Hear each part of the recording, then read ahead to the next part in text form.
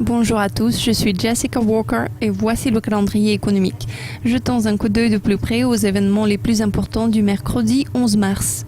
Le premier point de notre agenda vient à 8 h du matin lorsque le président de la Banque centrale européenne, Mario Draghi, portera son discours étroitement surveillé lors d'une conférence organisée par le Centre d'études financières à Francfort.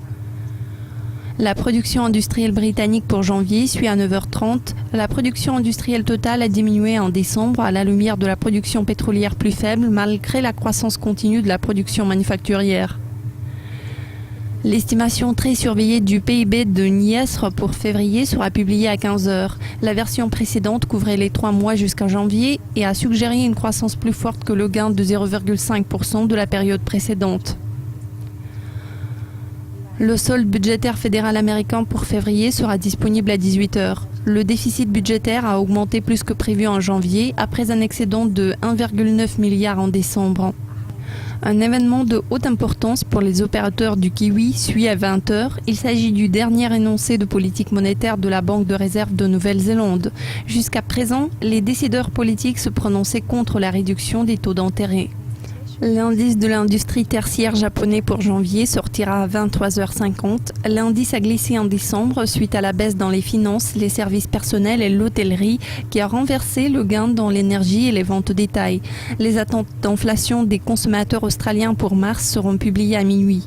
Le taux d'inflation annuel prévu a atteint un plus haut sur 3 mois en février. La Banque d'Angleterre publiera son dernier bulletin trimestriel 5 minutes plus tard. Le bulletin précédent était consacré à l'interaction entre le comité de la politique financière et celui de la politique monétaire. Le gouverneur de la Banque de réserve de Nouvelle-Zélande, Graham Wheeler, va porter son discours étroitement surveillé à minuit 10, énonçant les objectifs de la politique monétaire devant le comité des finances et des dépenses à Wellington.